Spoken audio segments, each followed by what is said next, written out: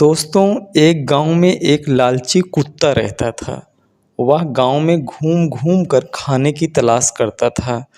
वह इतना लालची था कि उसे जितना भी खाने के लिए मिलता था उसे हमेशा कम ही लगता था।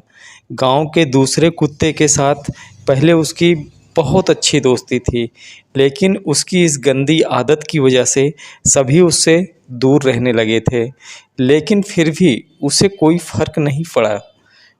उसे सिर्फ़ अपने भोजन से मतलब था। कोई न कोई आते जाते उसे खाने के लिए कुछ न कुछ दे ही देता था।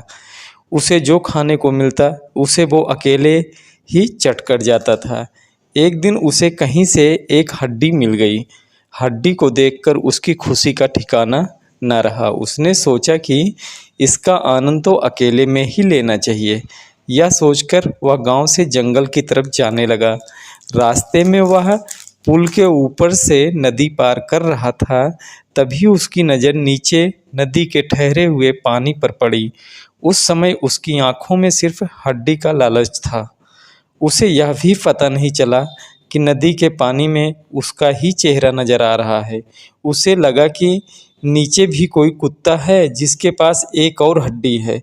उसने सोचा कि क्यों ना उसकी भी हड्डी छीन लूं, तो मेरे पास 2 हड्डियां हो जाएंगी। फिर मैं एक साथ 2 हड्डियों को मज़े से खा लूँगा। और ऐसा सोचकर वह जैसे ही पानी में कूदा, उसके मुंह से हड्डी सीधी नदी में जा गिरी।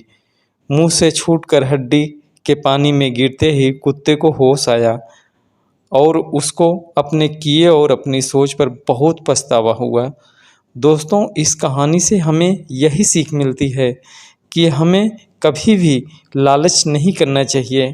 लालच करने से हमारा ही नुकसान होता है।